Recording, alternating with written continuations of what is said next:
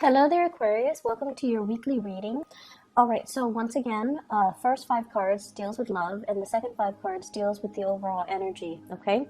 I have a few messages that I'm going to relay to you before we go into this reading. The first message is self-mastery, and self-mastery, I feel like it's not so much on, you know how you're sick and tired of other people telling you to open yourself up emotionally, right? You're sick and tired of hearing that, hearing other people, hearing friends, relatives, even advisors, or even, readings in general. And I feel like many of you have done a lot of growth on the emotional department. And when you're in a relationship, you know how to take care of your relationship partner. And when you really love someone, you know how to be open and vulnerable, and to really allow them, like put your walls and your defenses down to allow them in. And I feel like there is a very dignified way in which you deal with people as well. You care about fairness. You do care about, I want what's best for this person, so I'm going to be open and honest with them, even though sometimes the truth might hurt. And so I feel like, people give you guys the bad rep of being unemotional and detached. You only detach when a situation cannot be fixed, and when a situation is no longer tenable. However, what I also feel as well with this sense of self-mastery, I feel like it's coming in the friendship, platonic relationships sphere, where you are still going to have to, let your guard down. So it's not just the people you care about, it's the other people that are around you that you have to work with, that you have to be around energetically. They're constantly in your space, or they're constantly, in your periphery. Those are the people, those are the relationships that you kind of need to foster as well, okay? Nurturing the ones that are around you, and not letting the relationships grow cold and sterile. And I mean that because I feel like, no man's an island, okay? First of all, your energy here, Nine of Pentacles, this is an independence card. This is somebody that's like, okay, I know how to take care of myself. I've got my car, my house, my kids, my pets, whatever it is, I am self-sufficient. I don't really want heavy emotional connections, because those things weigh me down. They make me uncomfortable.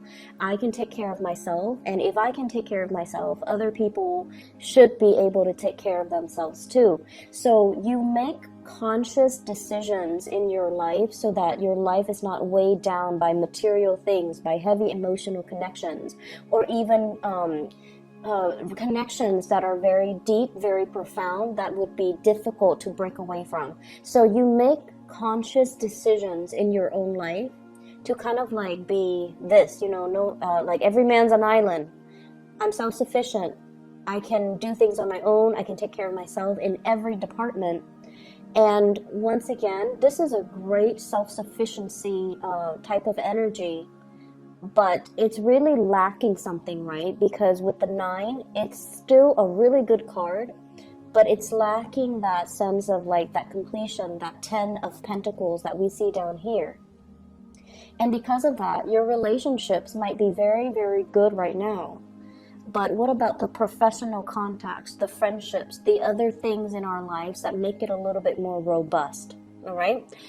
So that's just the first message that comes in, and it's a little bit long-winded, but at the same time, I feel like love seems to be going really, really well. Cultivate more of your friendships, okay? Because the friendships, the good conversation where you feel like in sync with another person, where you can talk to them all day, all night, deep into the night, that's what makes you ultimately very, very happy. So let's talk about your love life first of all. What I have here is, once again, let's talk about this card. I really like this card. Somebody that, makes money, pays for herself or himself, someone who's very, very self-sufficient. You might be seen as somebody who's very different in wherever you're living.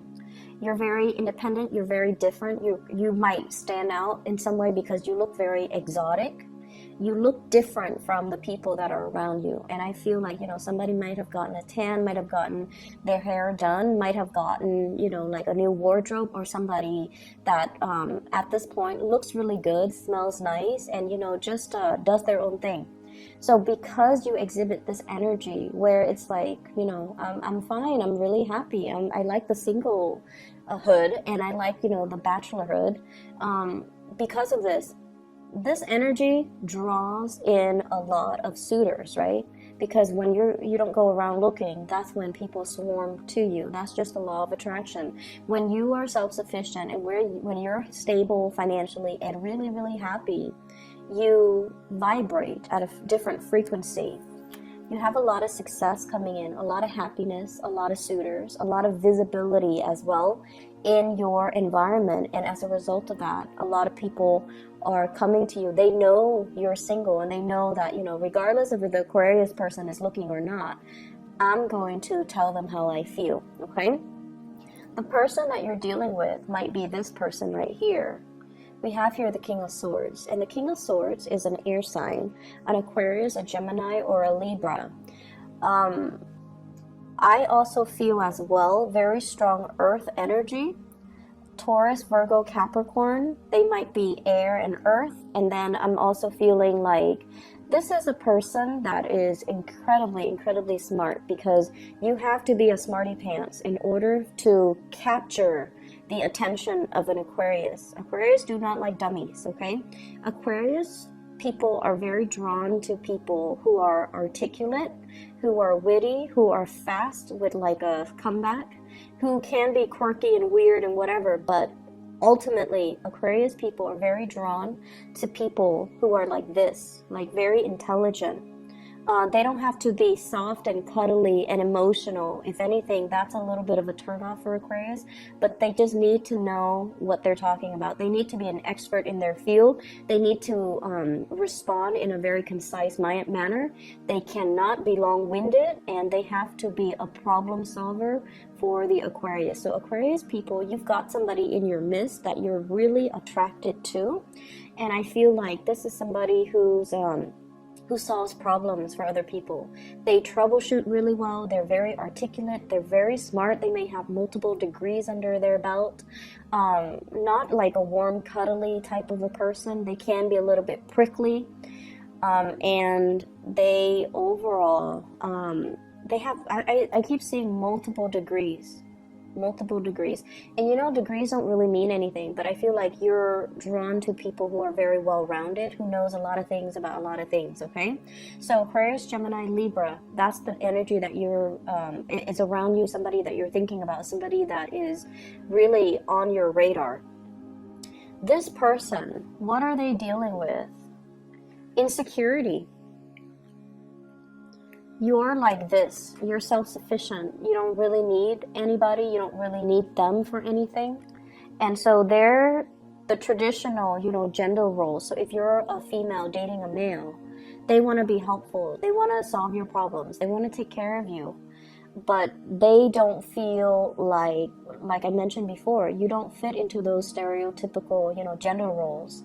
And so they might feel like they don't have a lot to offer. They might feel like, am I attractive enough? Am I pretty enough? They might invest, you might notice, and it's kind of funny if you do notice. You usually don't notice these things, but are they, you know, wearing like a new pair of shoes when they're around you? Are they investing more in their clothes?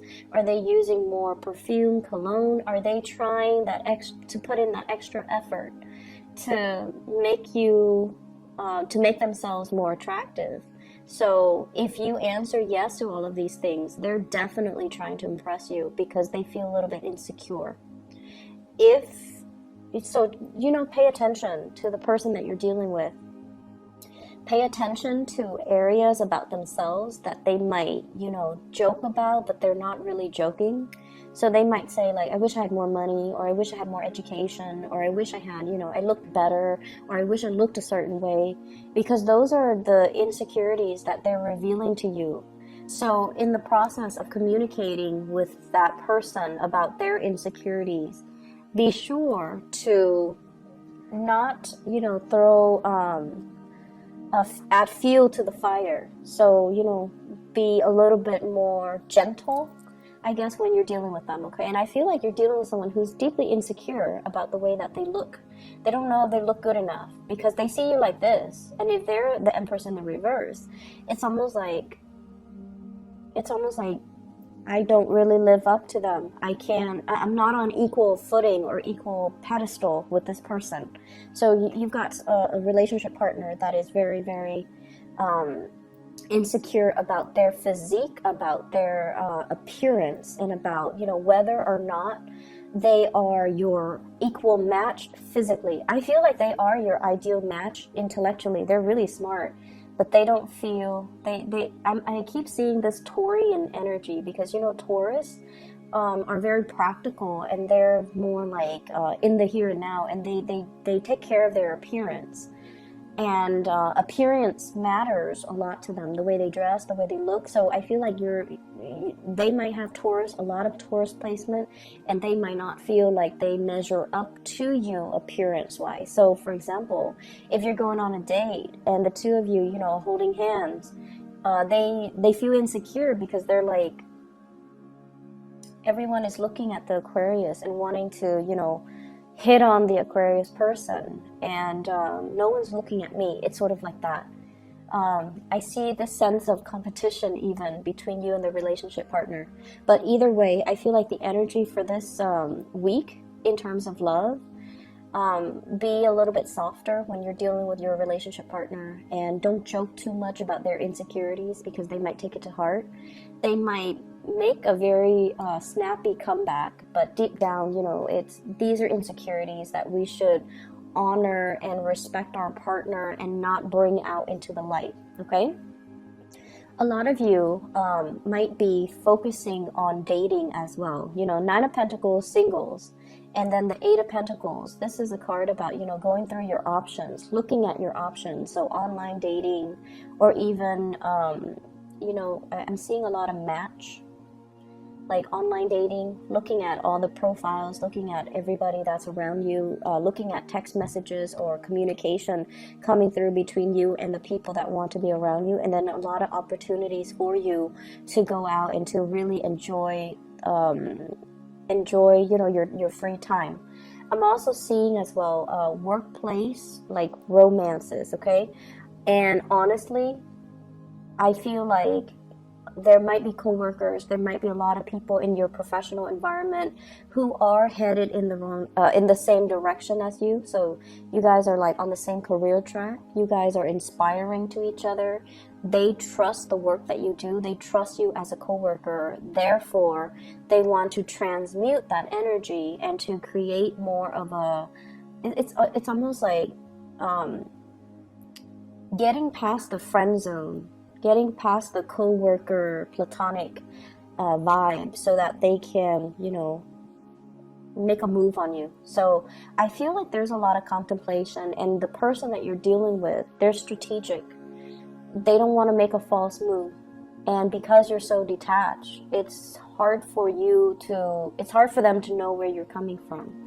So aim to be a little bit more flirtatious, and aim to be a little bit more like easygoing and, you know, carefree, and just joke around a little bit more. Allow them a way to get into your space, okay?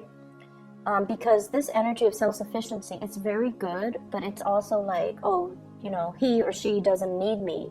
So allow them to get into your space. Allow, you know, open up, and allow, like, ask follow-up questions to allow a conversation to start.